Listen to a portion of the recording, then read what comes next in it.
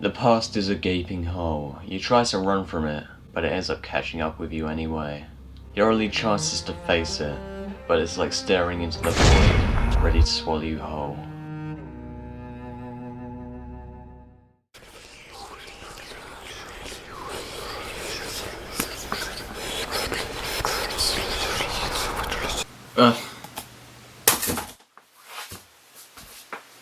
Forget this only a holiday.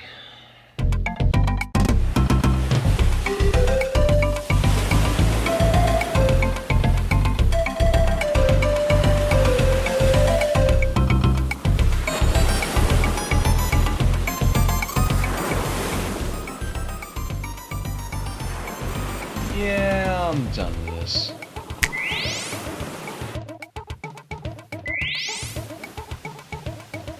That was a fun time. Yeah, that was a good time. Now, to work on my Max Payne 3 video.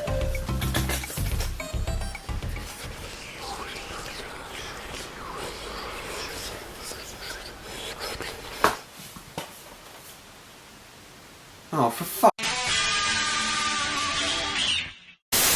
Well, this exists. I've been wanting to talk about this game for a long time, and I mean a long time, ever since I first played it back in Christmas 2018. Yeah, that's right, this is a Christmas game. I got this for Christmas. I could almost remember it as if it was yesterday.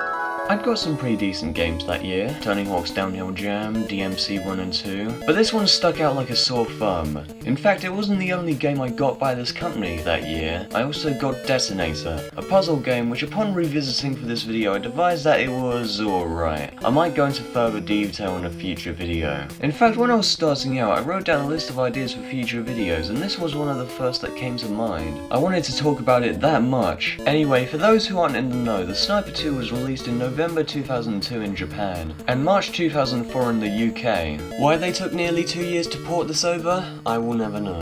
It's a sequel to The Sniper, a game that only came out in Japan. It was developed by Best Media, a game company so prolific and well known that I couldn't find a single scrap of information about them on the entire internet. And it was published by Midas Interactive Entertainment, known for such classics like Realm of the Dead, Operation Air, Ass, and Dame Summoner.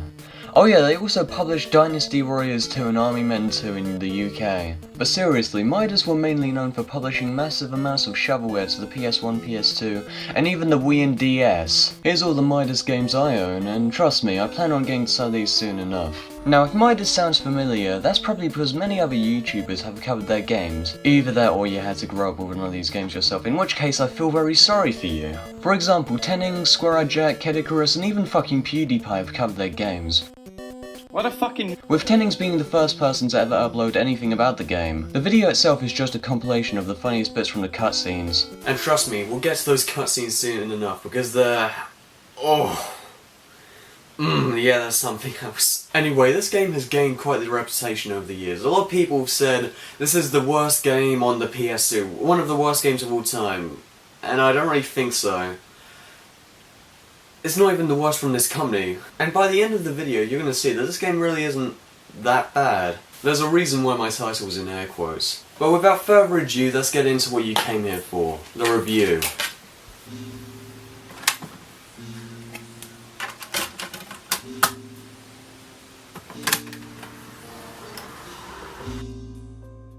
So a treated to a recap. Harry Spencer is a firefighter that lost his job and his girlfriend after stumbling across a counterfeiting ring while saving a girl named Melissa. The Mafia kills his girlfriend, pushing Harry over the edge, making him train to be an assassin. After training, he takes out the people responsible one by one. He gets contacted by a mysterious person known as CA. She provides information on the Mafia killings. After taking out the leader of the Mafia, it's revealed that CA is Melissa, the girl that Harry saved at the start of the game, but she possesses all the memories of Harry's dead girlfriend. On the run, our heroes drive off into the sunset with no real plan. Now if that footage I just showed looks a little bit outdated, that's probably because it is. The game reuses footage from the first game. They just like downgrade it into grayscale, which I've never seen another game do before. Usually games would just remake their old cutscenes with new graphics, or they just recap the story of the previous game with like a text crawl, or like a presence, or like a flippin' picture show, but Yeah, I can't think of any other game that does that. It's kind of unique. But now it's time to see the fresh cutscenes especially made for this game. Yeah, let's see. What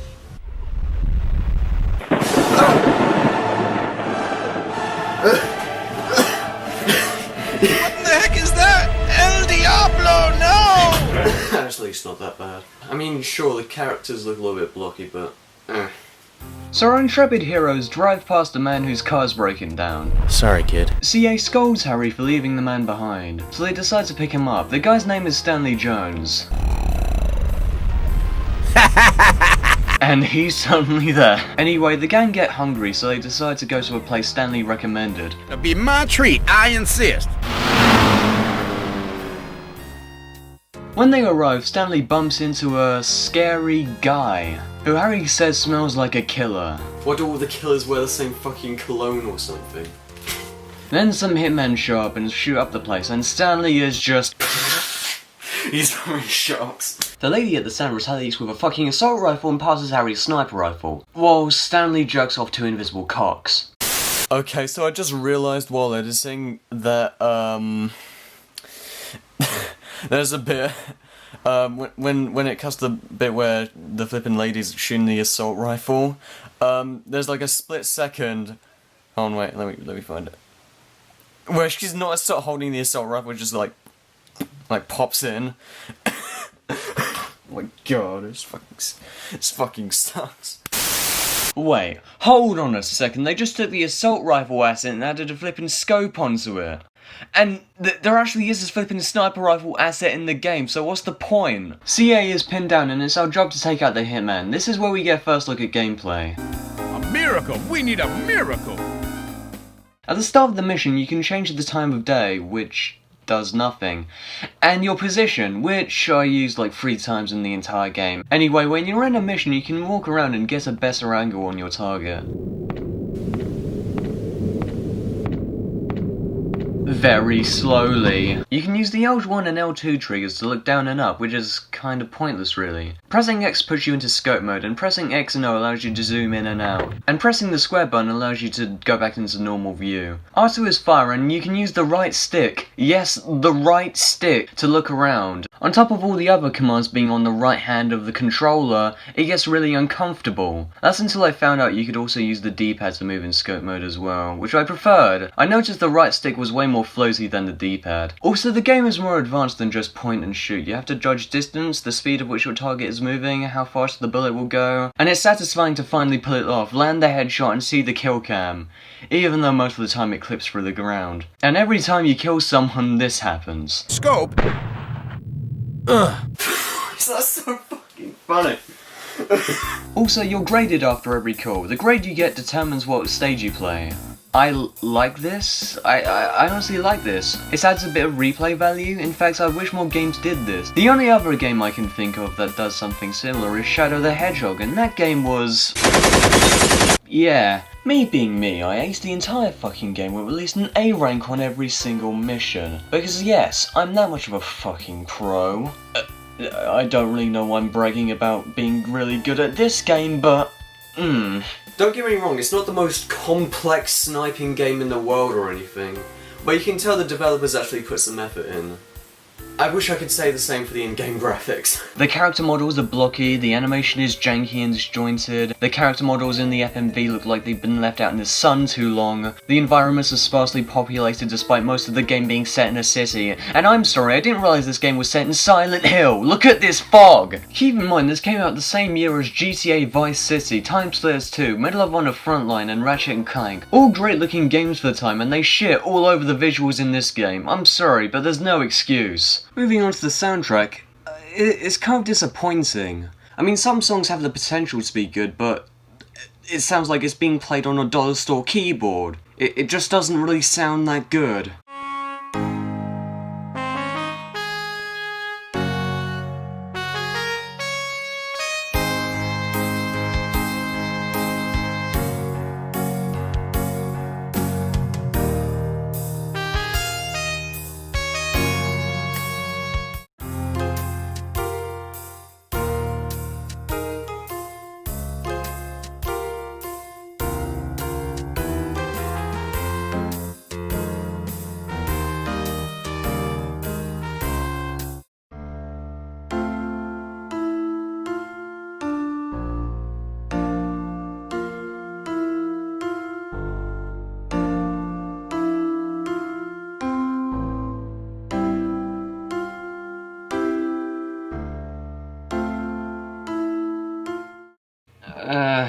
You wanna know something else? I think the first game had the best soundtrack. Yeah, that's right, I said it. The first game absolutely eclipses this in the sound department. Listen.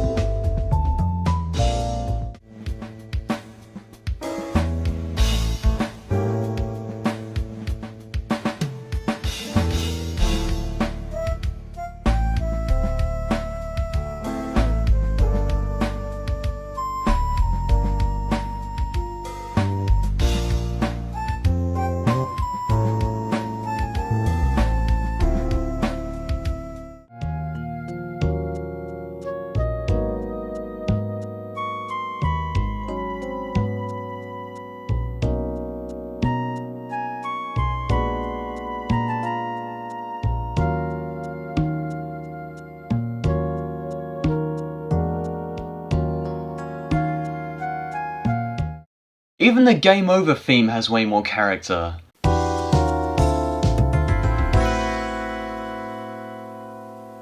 I suddenly prefer that over. So after taking out the hitman, CA runs up to Harry, but one of the hitmen is still alive and he fires off a canister of some unknown substance. The scary man from before kidnaps CA. Damn.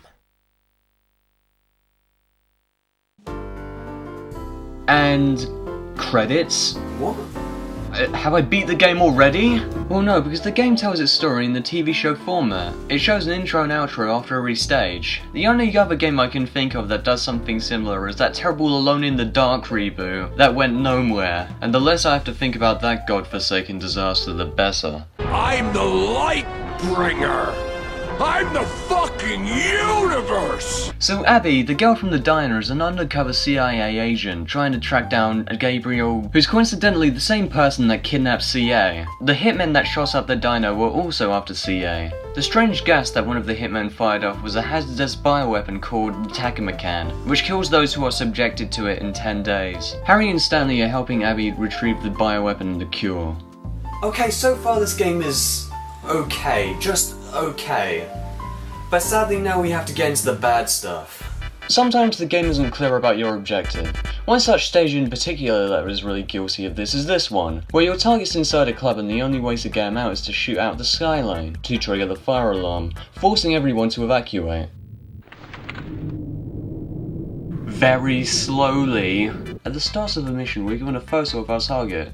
Just some guy in a suit, but there's a million guys in the suits inside the club, and the photo's in black and white, so you can't really tell if there's any defining features. And of course, he's the last one out, so you have to nearly run the clock out in order to get him. And if you mess up or run out of time, you have to do it again. Oh yeah, and another thing that really gets me is the fact that Harry only brings one fucking bullet to a mafia assassination. And yeah, I know the limited ammo is meant to add difficulty, but it doesn't make any sense in a real world concept.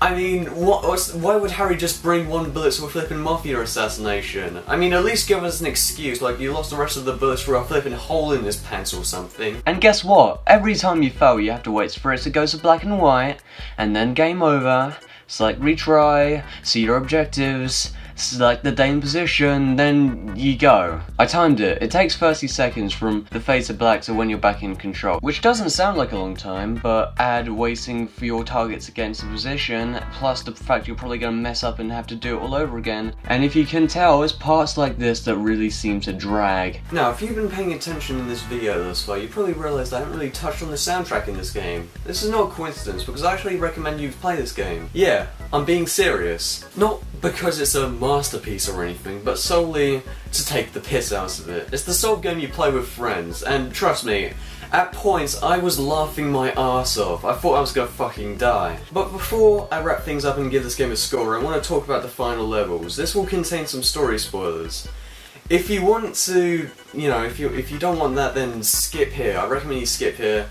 Or skip wherever I put it on the screen. I recommend you skip. So in short, Harry and Stanley raid a factory connected to the distribution of the Takimakan, and they run into Gabriel again. He gives back CA and explains that Abby lied about the Takimakan cure. CA is immune to the virus due to her DNA being spliced with Harry's dead girlfriend. That's why she has all the memories. So the gang decides to head off, and...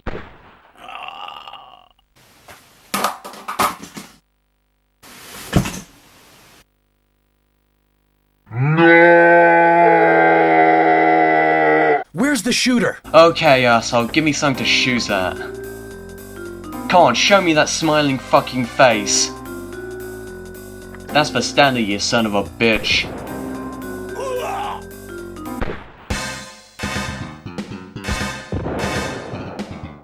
With his last breath, Stanley explains that he's also part of the CIA and is investigating Abby. Wait, what if they just decided not to pick up Stanley in the first place? Would the CIA send another agent? Did Stanley know that the hitmen were after Gabriel?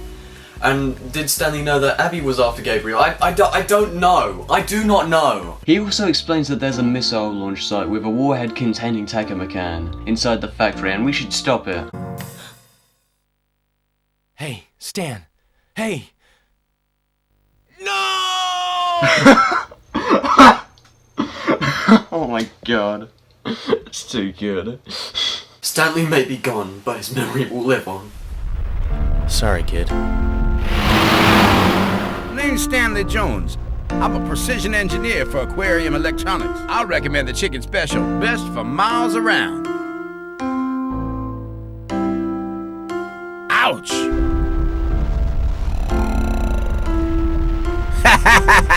Whoa! Oh man, you're red hot! Hey, it's that guy again. Hey boss, what's up? Nothing much.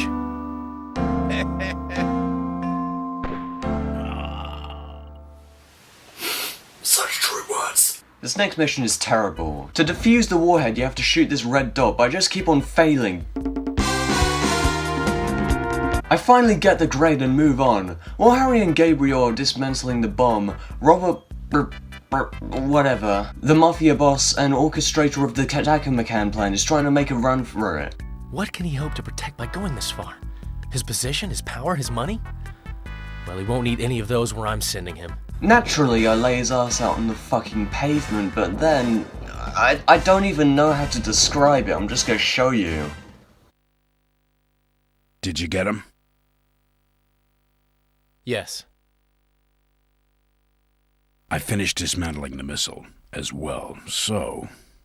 It really is over. Not quite.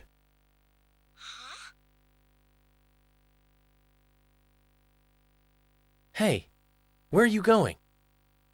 You haven't worked it out yet, have you? I'm just going back for something. We never saw Gabriel again. What? And that's it. That's it. That's the credits. That's the end of the game. But that was only the bad ending. If you want to get the good ending, get this. Yeah, that's how you do it. But that was only the bad ending. If you want to get the good ending, you have to get this. Get an A rank or higher while defusing the warhead. Fuck that. So after taking out the warhead, Harry and Gabriel meet up, but CA's been kidnapped. Again. This time by Robert Bernardi. I see you remember your employer, dog. Good. Wait, how can they hear him speaking from the other side of the... Oh, it doesn't matter! After taking him out, it's revealed that the Mafia family was just a pawn in the Mastermind's game. Some guy named... Bellini. Who was never mentioned in the story up to this point, but who cares about that? He shows up in a helicopter. Die! The final boss is extremely easy, he just flies backwards and forwards. After you waste his ass, Gabriel buggers off again and meets Abby in an alleyway. It's revealed that she was his past love, and he betrayed everyone he knows and loves for her. I betrayed the CIA. Betrayed my me! buddies for you. And you repaid that with nothing but more Betrayal! Don't blame your own stupidity on me. What are you doing? Get out of the way! Stop! Right there! Why? Stop! Don't come any closer. The family that was behind you are no more. I can't tell if you if you were living or dead. I loved you. Gabriel hugs her, taking both their lives. So, what do I fight for? Who was Stanley? Who was Gabriel? Is this all just a bad dream? If so, then what awaits at the end of the nightmare?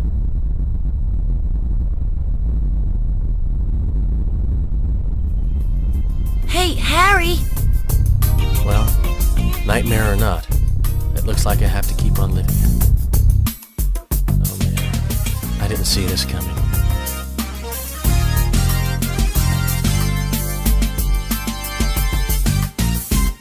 And that was The Sniper 2. It wasn't the worst game in the world, but it certainly wasn't the best. It's a mediocre sniping game with a terrible story, terrible graphics, and okay gameplay. There's other games that have done what this game has tried to do, but it's a way better effect. The only real reason why you might want to check it out today is because of the cutscenes. You could probably tell that throughout this video I was having some fun. This game sucks! But other than that, there's no other real reason to play it.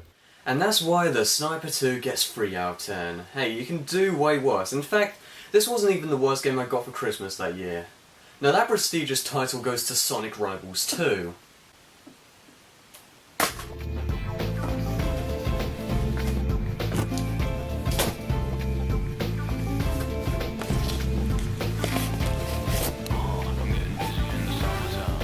And so with that out of the way, the next episode will indeed be Max Payne 3. So join me next time, and have a good one.